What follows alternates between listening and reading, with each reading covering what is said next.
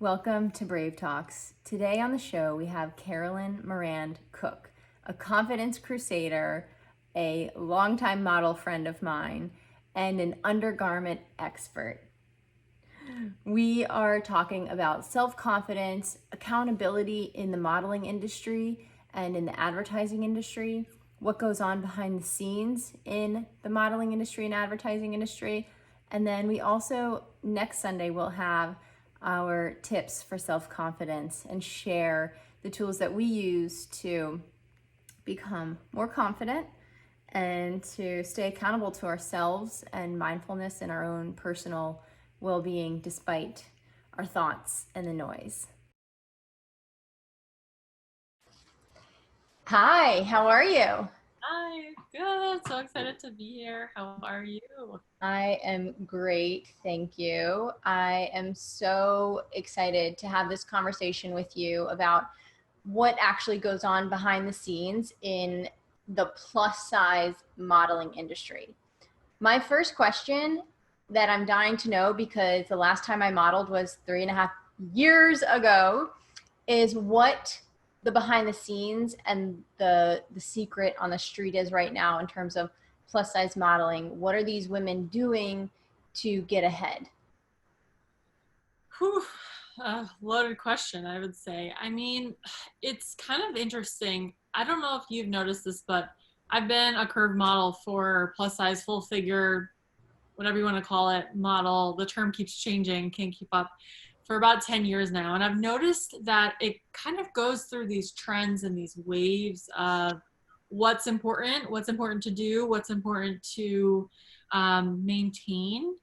And I don't know if it's just a sign of my age or how much time I've been in the industry, but something that I have been kind of coming to the realization that I've kind of been phasing out of modeling is that I've just focused on how I feel and what is a good size, what's a good look for me. And if clients want to hire that, great.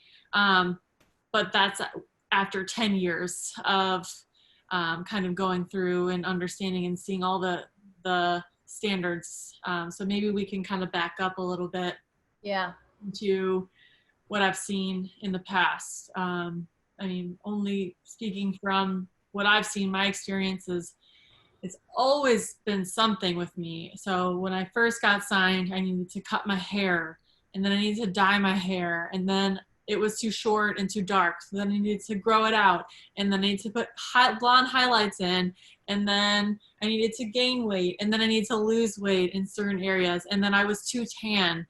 I get super olive in the summer. I get too tan, and then I'm getting requested that I need to add a self tanner before I arrive to set. So it's like there's always something, and it breaks my heart. I've heard so many women who have felt the need to go get surgery because they've been told they wouldn't be able to work unless they have gotten it. So it's frustrating. It's been. I don't know if it's like me kind of phasing out or me not caring or me growing in my confidence journey. That I'm just like, you see what you see is what you get at this point. But I know that's not always the case. Right. And have you ever been asked behind the scenes to wear a fat suit? So I have not personally worn one, but I've seen them on set, and I have been asked to purchase padding. Nothing. Which if you're not familiar with, it's literally like, as you think of like people put padding in their bra, you put padding on your hips, you put padding on your stomach, you put padding on your legs to make yourself look bigger. Actually, I take that back. I have worn a fat suit for a client, and I've also been digitally altered to look bigger for a client, but Okay. they didn't edit my head. So my head, I would say I have a pretty large round head. But the Your head is beautiful. Let's just leave it at that. but like, you know, some people have very narrow, like skinny, like, you know, small faces. I had a client that literally stretched out my body to make it look bigger. And Really? I was like, my head looks really small in that photo. And then I figured it out. I had a Mexican magazine that shot me that they had. I remember just like goofing off in hair and makeup. Mexico City. I had high altitude. I was focusing on breathing. I just landed off the plane, and they were putting makeup on me, and I wasn't really looking. And then I looked in the mirror, and Caralyn, they drew a lip like up to my nose, and they edited my lips like boom, and I was like, oh my God, we are not showing this to any client. Like, I feel not only embarrassed, but like they don't think that my lips are good enough. Right. Like, they hired me. What you see is what you get. Anyway, continue with your story, but No, embarrassing. it's so true. And I think, I mean, I've been frustrated with the modeling industry for a very long time, but I think part of it is there's no control. You have no control as a model of where these images are ending up. There's very little protection. I can't tell you how many clients and money I've fronted to never get paid, and these clients just go MIA, and it's thousands of dollars I've never seen again.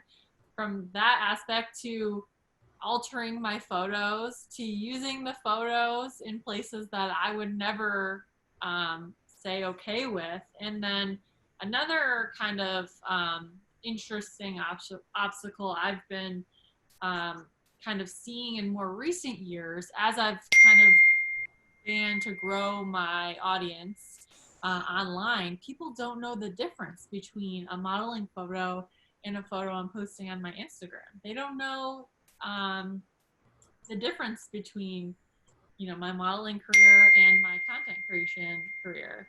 So it's just it's been interesting to navigate because it's, for example, if I'm showing up on some, I don't know, let's just for a PG example, I talk a lot about bras and properly fitting undergarments on my platform. Before I ever really started talking about that, I did a ton of underwear jobs. And those photos are still being used today. And so people will say, oh, I saw you on this website. This is a bra that you approve and support. Oh, yeah. Like, no. And it's like hard to explain, like that was, you know, Yeah. Two different lives almost. right. So it's almost like going back to like altering and photos, it's like there's very little, I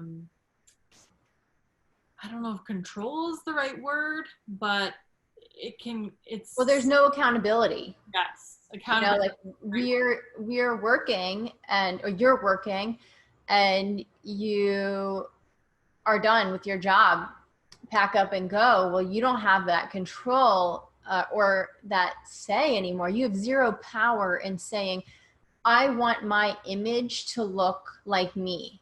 And here's what you can do with it, and here's what you can't do with it. And the problem is our agents aren't doing that because guess what?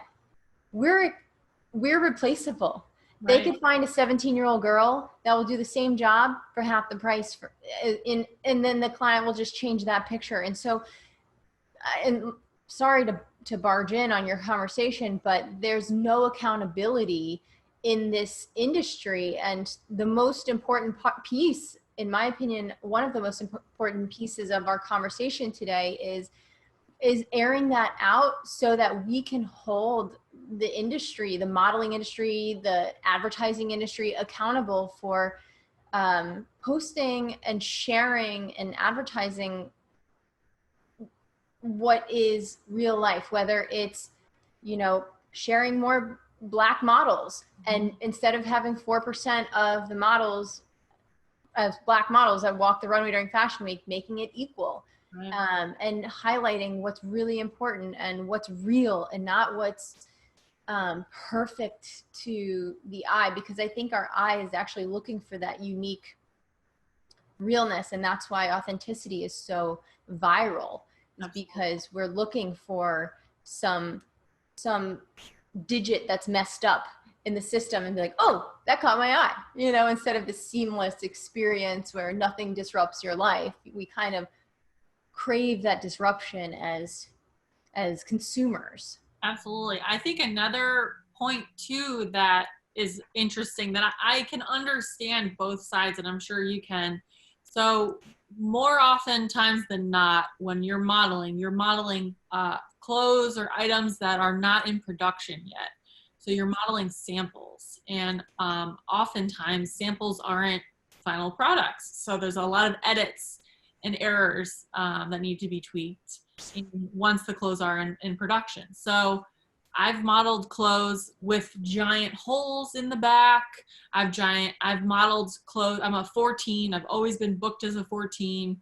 I've modeled clothes that are a size 20 that they've had to edit and clip down and safety pin in the back. So, I understand that they can't always shoot what you're gonna buy, but it's kind of a question of morality and ethics there. Of you're selling something that might be perceived as what it is, but in production it might be looking like something totally different. If I'm wearing a dress and it's pinned and poked and taped and whatever, and you get it home and you're like, why don't I look like the model? It's like, well, I don't even look like the model, and I am the model. That's powerful.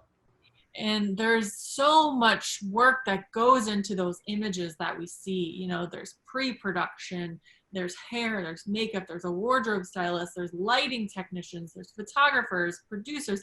There's so many people, so many hands that have to go into creating this final image that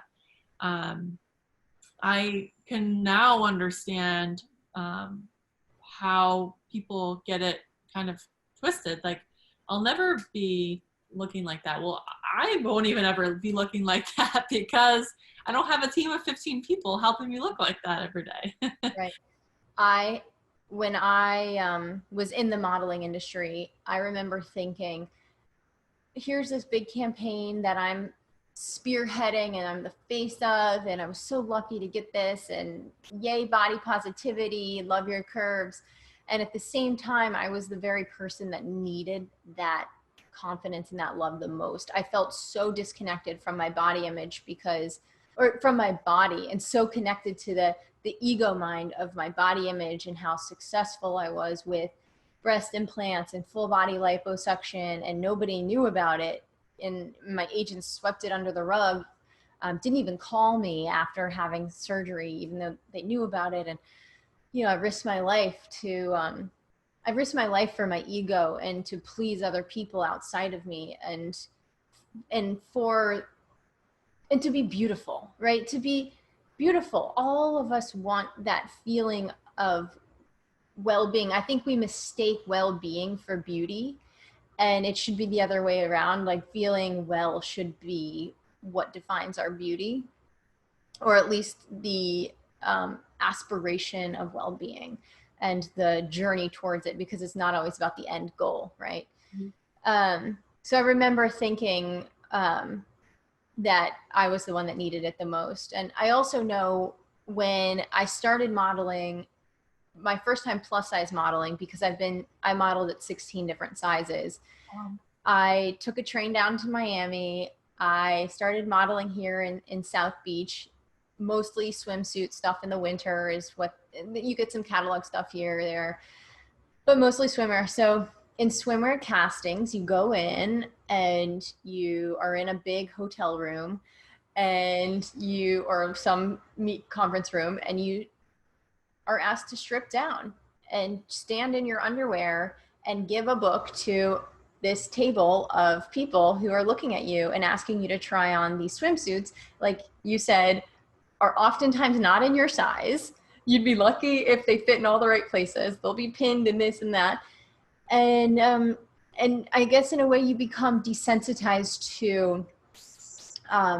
to being naked. Your body becomes this impersonal vehicle, which is an interesting feeling, to really disassociate from your body and to disassociate from the feeling of not feeling safe. Not that it's not a safe environment, but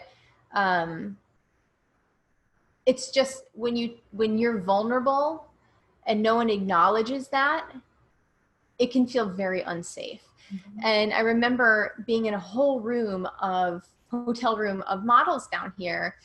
And one of the models was like the one that got all the jobs. And if she didn't want it, then she would like throw the chum to the other girls. And I was just a rising model. And I was staring at her because I'd been to a lot of castings with her. And I thought, the last time I saw her was 3 months ago. And she didn't look like this. What I realized was these girls were undergoing plastic surgery, body transformations, possibly leaving Instagram, leaving social media in real time. So like, hey, today I'm doing a show, join me. It was more like Throwback Thursday, or like, check out this campaign I did, and healing their body from procedures, which put a pin in that because I want to come back to procedures in quarantine since we're in quarantine right now. But I was noticing that these women were having fat transplants. They were having full body lipo, possibly even ribs removed to make their waist thinner, lip augmentations, breast augmentations, chin augmentations. I walked in a fashion show for a very big TV channel. And I remember going after the show to get drinks at a bar nearby in New York City. And the only other plus size, there were 3 plus size models in the show, and the only other 2 women were inebriated enough to admit all of the work that they had done as if it was completely normal. And I was just like virgin Emily, had no, I mean, I had just colored my hair maybe, I had no idea that it was that, in my opinion, dark and that scary of an industry that I got in. I thought I was going to like march and be like, let's do this. Let's accept all sizes. But the truth is the plus size modeling industry does not accept all sizes. And, there's some like, there's also, I want to acknowledge like the thin privilege in the plus size industry and how many plus size models are actually thinner women that can't identify with the problems that true plus size women have. Right. Yeah. I mean, I would even categorize myself in that category. I mean, the fact that I can go into a store and purchase the largest size of something and not necessarily need to buy plus sizes. I mean, I can completely, it's a whole different, I don't want to say struggle, but it's a whole different can of worms. But for sure, I have not necessarily experienced the issues of a true plus size woman going into a store and having to go into a department store and go upstairs behind the luggage next to the bathroom to find the plus size section. Like that. That's frumpy. Yeah, for sure. The woman or the, whatever. There's been so many names and terms over the past decade. But back to your point of kind of desensitizing yourself as a model, I learned quickly and at a younger age that I am not a person to these people. I'm a product being hired to sell their product. And that's a hard pill to swallow, especially being so young. Oh yeah. How old were you when you started modeling? I was 17 when I started. I'm 27, almost 28 now. So then it's kind of been like my coming of age essentially in this industry. It's been wild. It definitely is wild. What do you see in terms of social media and transparency of plus size models these days? And what do you see in terms of advertising transparency in general for the plus size body positive movement? So I don't necessarily, it's funny. I think a lot of what I do, what I post can be categorized as body positive, but I don't necessarily identify as a body positive content creator or influencer or whatever you want to call it.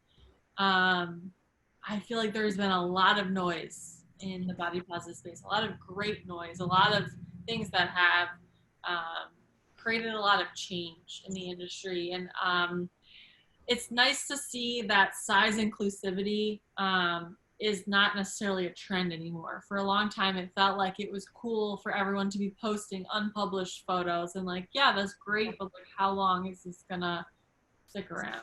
Right. I started my platform back in 2000. Well, started growing my platform back in 2016.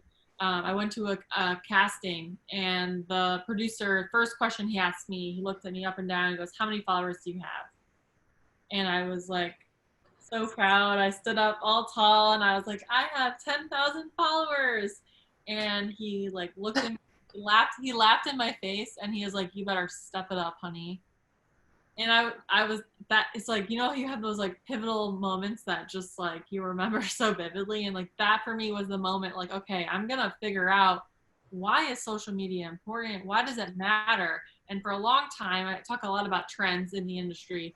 A huge trend in the industry quite a few years ago was that you had to have an online community to be hired for these big campaigns. Yeah.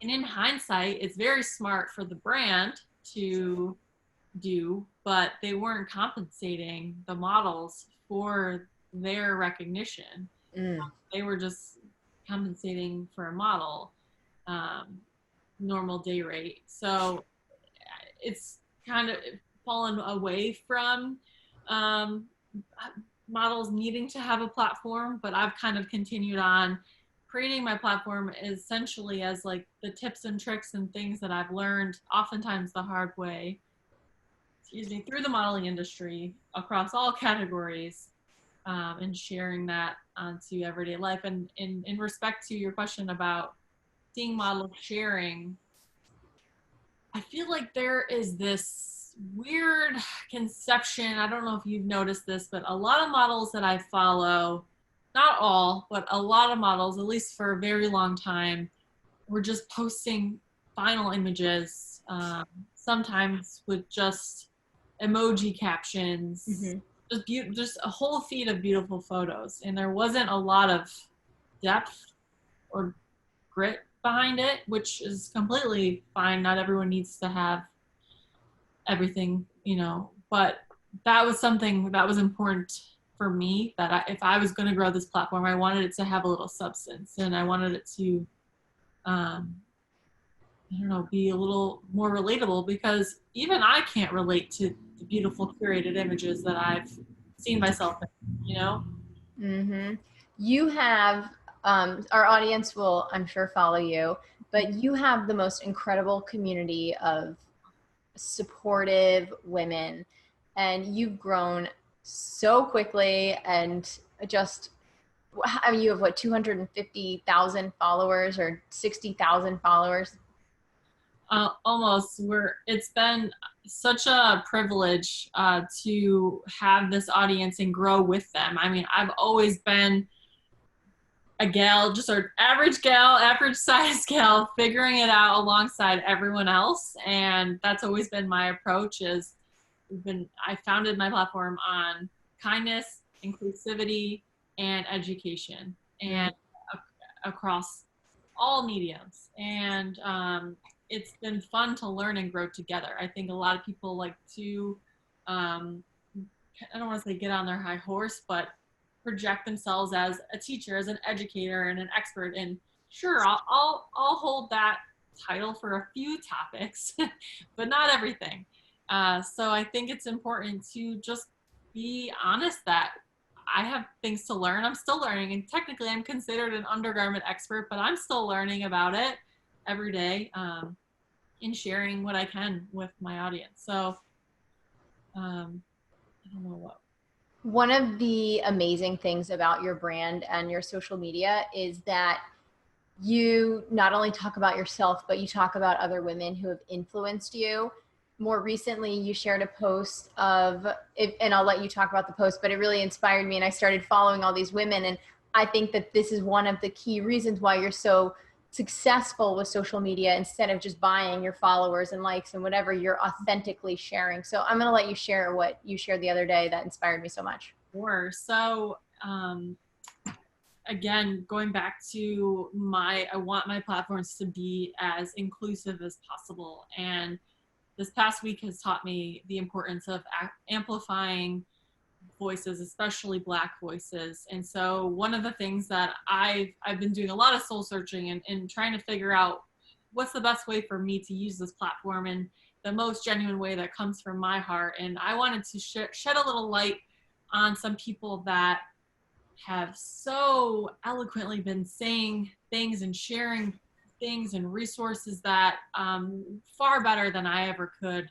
And I put together a list, and I hope it to be a living, growing list of women, Black women that have inspired me in the content creation and modeling space, and even businesses that have touched my heart over the past years, over the past week. Some new faces, some people that I've idolized for years, but just a very, very, very small baby step towards, I think, an overall change that the influencer industry, the modeling industry needs to propel forward. And I think it goes back to being held accountable. We all have the power and the opportunity to do better and to use our voices in a better way.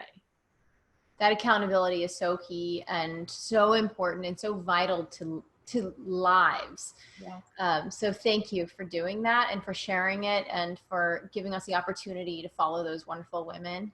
Absolutely. They are amazing, and I hope to continue sharing. And I've just been doing a lot of soul searching on my modeling career, and there's been so many incredible women who've paved the way for me that I hope to highlight in the future, in the next coming weeks, in regards to modeling specifically. Absolutely.